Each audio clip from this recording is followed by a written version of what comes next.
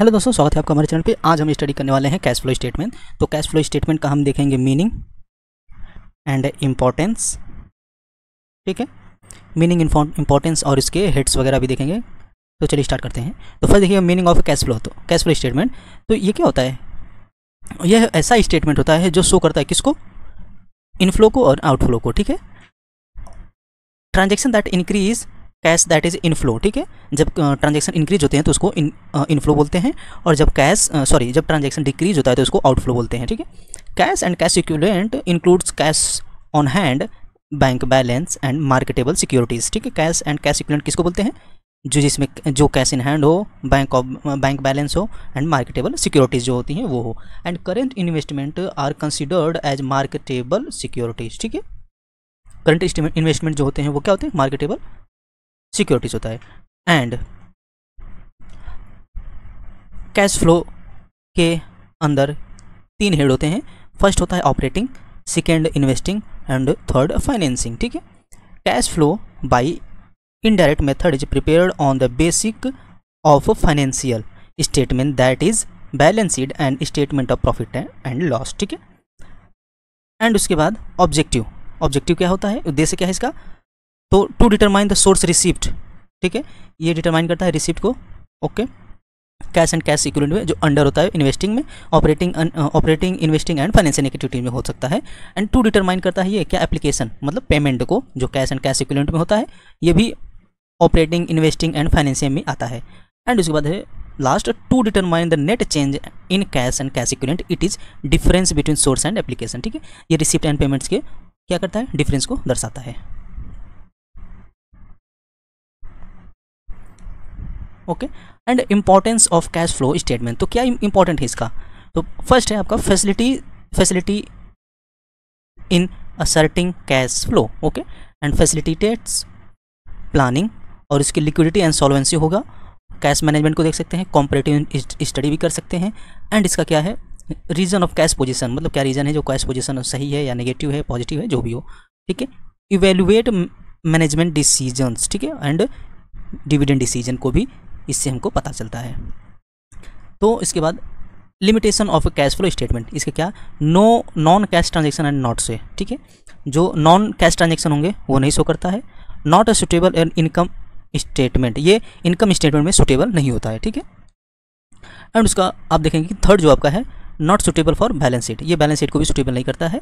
और historical nature भी इसमें सीमाएँ आती हैं, और असेसमेंट ऑफ लिक्विडिटी में सीमाएँ आती हैं। Accuracy of cash flow statement, ये भी पूरी तरीके से नहीं होता है। ठीक है, आगे फिर हम देखेंगे कि डेफिनेशन बाय की टर्म, मतलब इसके डेफिनेशन क्या है। ठीक है, की टर्म के फर्स्ट है cash equivalent. Cash equivalent are the short term highly liquid investment that are readily convertible into the amount of cash. The maturity period is within 3 months. ठीक है, और less than the date of acquisition. ठीक है, operating activities क्या है कि ये principal है रेवेन्यू, जिसमें ये प्रिंसिपल ऑफ रेवेन्यू है जिसमें कि प्रोडक्शन होता है। प्रोडक्टिंग एक्टिविटी जो होती है उसको हम ऑपरेशन एक्टिविटी करते हैं। ठीक है, एंड इन्वेस्टिंग एक्टिविटीज़ क्या है कि ये long term asset and other investment, जो इसमें क्या है ये एक minute,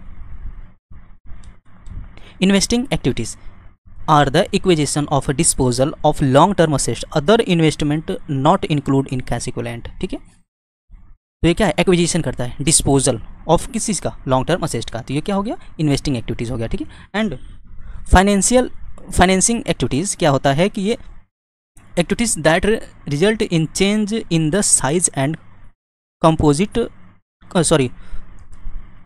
of the owner capital include preference share capital. ठीक है, ये फाइनेंशियल एक्टिविटी जिसको बोलते हैं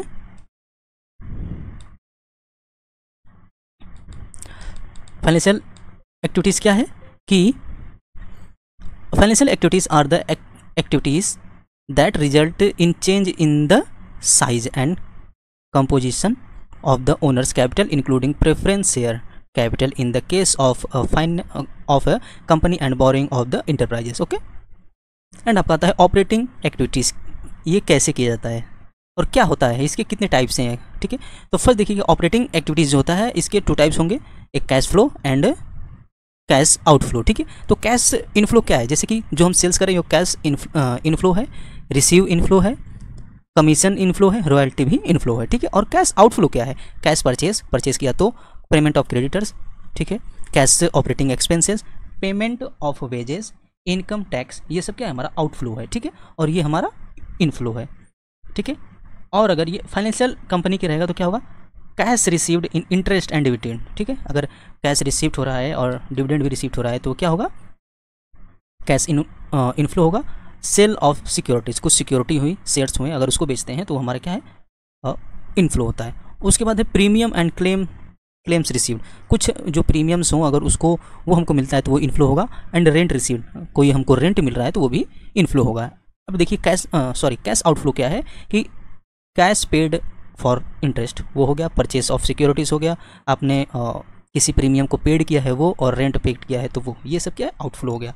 तो आई होप आपको इतना समझ में आ गया होगा कि जो आपका आउटफ्लो है और ये जो इनफ्लो है, ठीक है, ये जो इनफ्लो है दोनों आपको डिटरमाइन कर दिया गया है। तो इसमें देखेंगे आप कि इनफ्लो और आउटफ्लो दोनों साइड बाय साइड दिया गया है, ठीक है, यहाँ पे साइड बाय साइड दिया गया है।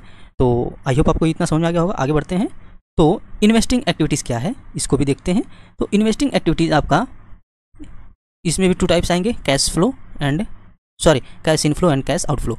तो फर्स्ट आपका देखेंगे कि सेल ऑफ फिक्स असेट होगा, ये हमारा इनफ्लो होगा, इन्वेस्टमेंट भी होगा, and interest received, dividend received, rent received, ये क्या है, कैश इनफ्लो, मतलब हमारे पास पैसा आ रहा है। एंड कैश आउटफ्लो क्या है कि परचेस ऑफ फिक्स असेट, कुछ कोई हमने फिक्स असेट को परचेस किया वो, एंड परचेज ऑफ इन्वेस्टमेंट, अगर हमने परचेस किया है इन्वेस्टमेंट को तो वो कैश आउटफ्लो होगा। एंड थर्ड आपका है फाइनेंशियल एक्टिविटीज़। फाइनेंशियल एक्टिविटीज़ क्या है कि issue of share in cash, issue of debenture in cash, proceed from long term borrowing, security premium received, increase in balance of bank overdraft और cash credit amount, ठीक है, ये सब हमको received हो रहे हैं, ठीक है, या हमको मिल रहा है, तो ये हमारा कैश इनफ्लो होगा। एंड कैश आउटफ्लो क्या होगा आपका कि payment of loan, redemption and preference share and debenture, by back of equity share, payment of dividend, payment of interest, premium paid on redemption of preference share and debenture, decrease in balance of bank overdraft और cash credit account, ठीक है। तो ये सब हमारे क्या होंगे, outflow होंगे, ठीक है। तो अब देखिएगा कि कैश फ्लो फ्रॉम ऑपरेटिंग और एक्टिविटीज़, ठीक है। तो इसको पहले कैसे हम कैश फ्लो को दिखाएंगे, ठीक है, ऑपरेटिंग एक्टिविटी को। तो पहले लिखेंगे net profit before tax and extra ordinary items, ठीक है। एंड उसमें क्या करेंगे, हम दिखाएंगे ओपनिंग बैलेंस, ठीक है, difference between closing and opening balance, surplus balance in statement of profit and loss, उसमें ऐड करेंगे हम dividend paid during year, interim dividend paid during of the year, transfer to reserve, provision of tax made during the year, extra ordinary item debited as expenses, ठीक है। और less करेंगे हम क्या, refund of tax income credit, ठीक है, credited as income, extra ordinary item credited in income, ठीक है। उसके बाद डी आपका होगा ऑपरेटिंग बिफोर वर्किंग कैपिटल, ठीक है। वर्किंग कैपिटल करेंगे तो क्या होगा, पहला ए प्लस बी फिर माइनस सी। तो हमने जो अभी यहाँ पर देखा, हमारे ये ए और बी ये दोनों को प्लस कर लेंगे, ठीक है, फिर उसके बाद माइनस करेंगे, फिर उसके बाद ऐड करेंगे decrease in current asset and increase in current liabilities, ठीक है। Decrease in inventories, decrease in trade receivable, decrease in accurate interest, decrease in prepaid expenses, increase in outstanding expenses and increase in advance income, ये सब आते हैं, ठीक है। और उसके बाद क्या है, लेस, तो हमारा current asset, decrease in current asset, decrease in current liabilities, ठीक है, ये होगा। तो उसमें हम क्या करेंगे, लिखेंगे कि increase in inventories, increase in trade receivable, increase in accrued interest and increase in prepaid expenses, और decrease in trade payable, outstanding expenses and decrease in advance income, ठीक है। एंड उसके बाद जी आपका आएगा कैश जनरेट फ्रॉम ऑपरेशन, मतलब आप क्या करेंगे, डी प्लस ई करेंगे, फिर उसके बाद माइनस एफ करेंगे, तो आपका क्या आएगा, ये आ जाएगा। फिर लेस हम करेंगे income tax paid, net tax refund, उसके बाद हमारा क्या आएगा, cash flow before extra ordinary item, तो एक्स्ट्रा ऑर्डिनरी आइटम सारा उसको प्लस माइनस करेंगे, फिर आपका आएगा cash flow from operating activities, okay.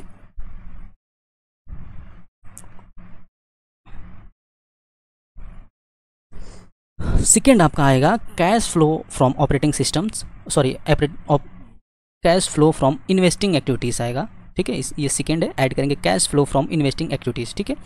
तो proceed cell of tangible intangible asset, investing loan and advance receipt from investment, rent receipt from properties held as a investment, dividend receipt, interest receive. इतना करने के बाद आपको less करना है क्या, payment of purchase intelligible turn fix asset and payment of purchase of investment, loan and advances. ये क्या है जो हम पे कर रहे हैं, और सॉरी जिसका हम परचेज कर रहे हैं, ये सब हमको माइनस करना पड़ेगा। फिर उसके बाद ऐड करेंगे proceed the issue of, sorry एक मिनट, उतना करने के बाद हम देखेंगे कि कैश फ्रॉम फाइनेंशियल एक्टिविटीज़, तो इसको ऐड करेंगे proceeding from issue share, issue of debenture, loan received, ये हो गया। और इसमें से माइनस क्या करेंगे, हम जो पेमेंट करेंगे, प्रेफरेंशियल पेमेंट करेंगे, डिवेंचर पे, इक्विटी पे, repayment of loan, interim dividend paid during year, financial dividend paid during the year, interest paid on debenture, interest on loan, ठीक है। तो वो सब हम करेंगे। फोर्थ आपका है net increase and decrease cash and cash equivalent, तो फर्स्ट 2 एंड 3 तीनों को प्लस करेंगे, ठीक है। फिर इसके बाद ऐड करेंगे cash and cash equivalent being the of the year, cash on hand, cash and bank, short term deposit, current investment, marketable securities, ठीक है।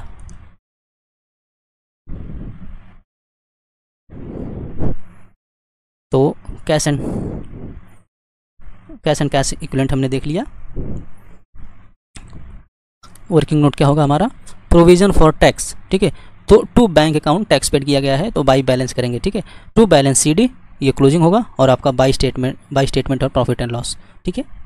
एंड उसके बाद आप देखेंगे तो आपका प्रोविजन ऑफ डिप्रिसिएशन, ठीक है। इसका कैसे करेंगे, टू असेस्ट अकाउंट डिप्रिसिएट करेंगे, और आपका ये ओपनिंग बैलेंस आएगा यहाँ पे।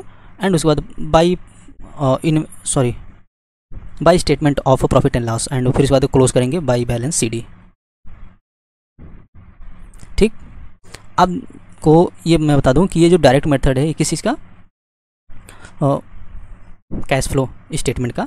तो हमने जो स्टडी किया है वो ये फॉर्मेट है, इसी फॉर्मेट में हमको अपना क्वेश्चन सॉल्व करना है। तो फर्स्ट देखिए कैश फ्रॉम ऑपरेटिंग हमने नेट ये कर लिया, एक्स्ट्राऑर्डिनरी आइटम्स, फिर एडजस्टमेंट, फिर उसके बाद एडिट करेंगे depreciation, debenture, loss on sales, ठीक है। ये सब कर लेंगे। उसमें माइनस करेंगे क्या हम आइटम भी, जैसे इंटरेस्ट इनकम, डिविडेंड, रेंटल, ये सब हम क्या करेंगे माइनस करेंगे। फिर उसके बाद हमारा क्या आएगा, प्रॉफिट बिफोर कैपिटल। फिर उसके बाद प्लस माइनस करेंगे किस चीज़ का, decrease in current asset and increase in current liabilities, ठीक है। फिर उसके बाद increase in current asset and decrease in current liabilities. फिर उसके बाद आएगा कैश जनरेट फ्रॉम ऑपरेशन, ठीक है। वो आने के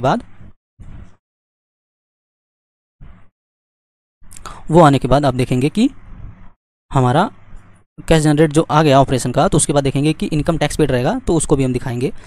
और cash flow before extraordinary item रहेगा तो दिखाएंगे, अदरवाइज नहीं करेंगे। फिर आपका आ जाएगा क्या, नेट ऑपरेटिंग एक्टिविटीज़। फिर उसको इसी तरीके से आपको कैश फ्रॉम इन्वेस्टिंग देखना है, तो क्या क्या उसमें इन्वेस्टिंग में आएगा वो आपको यहाँ पर डालना है। तो proceed from the sale of fix asset, proceed from sale of investments, proceed of sales of intangible asset, interest and dividend received, rent and in purchase of fix asset, purchase of investment, okay. तो I hope आपको इतना समझ में आया होगा। तो please हमारे video को लाइक शेयर सब्सक्राइब जरूर करिएगा। अगर आपको इसी टाइप्स की वीडियो चाहिए तो प्लीज़ हमें ज़रूर कमेंट करें, और इस चैप्टर का मैं क्वेश्चन कराऊंगा, तो प्लीज़ ज़रूर कमेंट करें और लाइक एंड शेयर जरूर करें। Thank you.